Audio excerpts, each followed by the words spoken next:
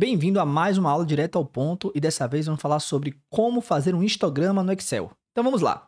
Bom, aqui eu tenho meus dados, né? Esses dados ele tem aqui os dias do mês, de algum determinado mês, e para cada um desses dias um resultado de algum indicador que a gente estejamos acompanhando, né?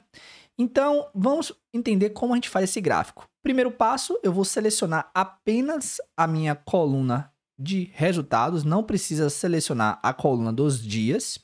Eu vou vir aqui em inserir e dentro aqui da aba de inserir eu tenho aqui vários tipos de gráfico. E eu vou selecionar esse aqui onde tem inserir gráficos de estatística. Vou clicar aqui bem no cantinho e aqui ele abre algumas opções de gráficos, né? Temos aqui a opção de caixa estrela, temos aqui a opção de Pareto, inclusive nós temos uma aula aqui no YouTube falando sobre como gerar o gráfico de Pareto no Excel, mas a aula de hoje é de histograma, que é esse terceiro aqui.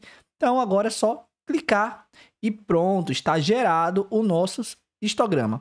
Agora vamos entender o que esse histograma está trazendo aqui, como a gente pode organizar conforme a nossa necessidade. Bom, o Excel ele já gera alguma formatação prévia, né, automática. Nesse caso aqui, ele gerou aqui 4 intervalos, certo? 1, 2, 3, 4, com uma amplitude de 70, né? Então aqui nos meus dados, ele pegou aqui de 20 a 89, de 89 a 158, 158 a 227 e 227 a 296, que é justamente os valores mínimos e máximos aqui do meu gráfico. Inclusive eu posso comprovar, né? Posso vir aqui e botar a fórmula de mínimo. Então vamos lá. Eu vou selecionar aqui, eu posso selecionar a coluna toda, não tem problema. E ele vai me gerar o valor de 20 da mesma forma que, botar aqui mínimo, da mesma forma também que eu poderia gerar o meu valor máximo, né? Máximo. Então, vou clicar novamente na coluna toda e ele coloca aqui o 296 porque ele calcula a amplitude, mas não vai chegar até o 296, né? Vai chegar até o máximo de 293, mas o inicial é o 20. Então, aqui ele separou em 4 intervalos com uma amplitude de 70. E como é que a gente modifica, né, tanto a questão do número de intervalos, como também a amplitude de cada intervalo? É bem simples. Eu venho aqui e vou clicar nesse meu eixo horizontal, onde está apresentando aqui os meus intervalos. Então, clico com o botão direito e venho aqui em formatar eixo. Ao abrir a coluna de formatar eixo, ele vai dar as opções aqui de formatação. Geralmente, ele vai aparecer aqui, ó. Pode ser que ele apareça oculto. Então, você não vai enxergar todas as opções dele. Então, basta segurar aqui e puxar um pouco aqui, arrastar para a esquerda para que apareça todas as opções aqui de formatação. Então, caso eu queira, por exemplo, trabalhar com números, ele chama aqui de compartimentos, né? Mas eu posso chamar aqui talvez de número de intervalos. Eu vou clicar aqui, ó, número de intervalos. Observe que aqui nós temos 4, né? 1, 2, 3, 4. Então, ao alterar, então vou, por exemplo, alterar para 7 intervalos. Selecionei 7, apertei Enter. E agora ele já fez a nova modificação. Observe aqui agora que ele mudou a minha amplitude, né? Ele colocou agora, ele automaticamente já calcula aqui, né? Então, foi uma amplitude de 39. Então, vai de 20 a 59, 59 a 98, 98 a 137 e por aí vai. Então, a gente consegue ver aqui o modelo, né? Quanto mais a gente quebra, mais a gente consegue aproximar aqui os nossos dados, né? Relacionado ao comportamento do nosso gráfico, né? Então, ele tá bem próximo de uma curva normal, mas isso aí é um outro assunto. E caso eu queira trabalhar com a largura, eu quero, na verdade, trabalhar com intervalos de 20, né? De 20 em 20. Então, eu boto aqui o número, aperto Enter e pronto. Ele já gerou. Olha como muda. Então, assim, o histograma, ele é muito importante para entender se os nossos dados eles estão próximos de uma curva normal. Só que é uma ferramenta muito, muito robusta em relação à análise, né? A gente tem que saber certinho o tipo de intervalo que a gente vai trabalhar, a nossa amplitude. Então, você vê que muda um pouco o tipo de análise aqui, né? Então, esse dado aqui, que é mais ou menos a média, ideal aqui é o que se a gente tem um comportamento normal, é que esse valor tivesse aqui bem bem acima, né, com a maior concentração de dados próximo a esse valor, o que não ocorre, né?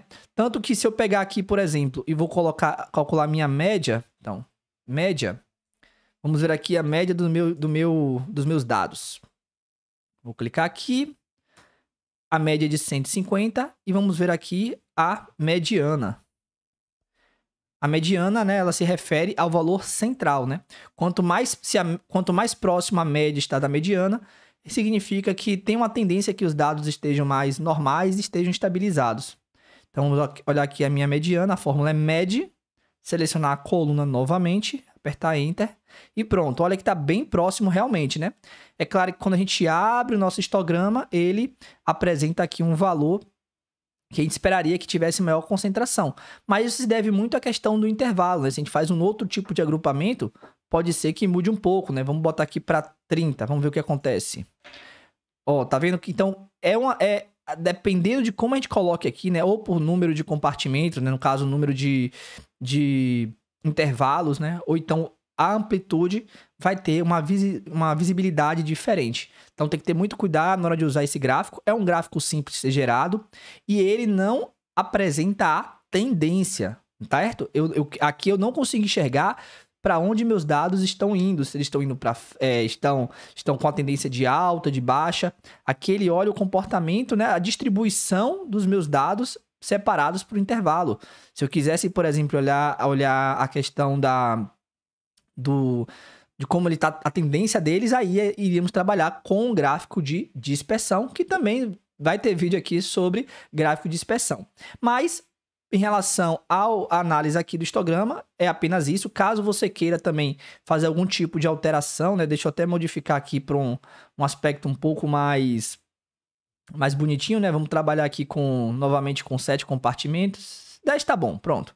E aí, caso você queira modificar a cor, clica aqui nas colunas, vem aqui, você pode tanto vir aqui nessa caixinha de tinta, quanto aqui em formatar, tanto faz. Então, vou até fazer desse outro jeito.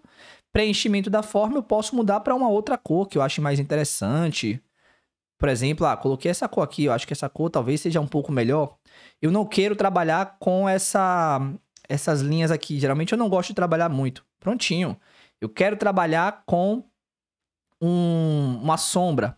Clico aqui nas colunas, venho aqui nesse pentágonozinho que são os efeitos, clico em sombra e nas predefinições eu gosto de colocar com a externa, né, que dá um destaque aqui.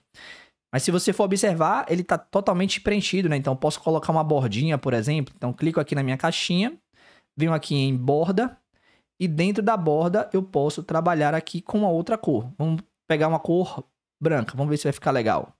Pronto, aí ó, marcadinho, uma visibilidade legal. Quero saber quais são os dados que eu quero trabalhar aqui. Clico de novo, venho no meu mais e boto aqui rótulo de dados. Prontinho. Então temos aqui um modelinho de fluxograma.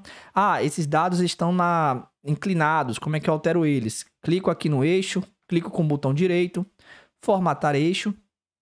E aí aqui nas opções de texto, eu posso mudar tanto se eles estão mais o design deles, né? Como também o posicionamento. Nesse caso aqui, observe que ele não deixou eu alterar aqui a posição do meu texto, né? Então, depende muito das opções que o Excel permite. Mas, então aqui nós temos um modelinho, basta agora colocar um título, né? Então, posso escrever aqui um título, por exemplo, histograma, indicador X. Pronto. Então, temos aqui o nosso histograma. E observamos aqui, né, que nos menores valores, eles aparecem em menos quantidades.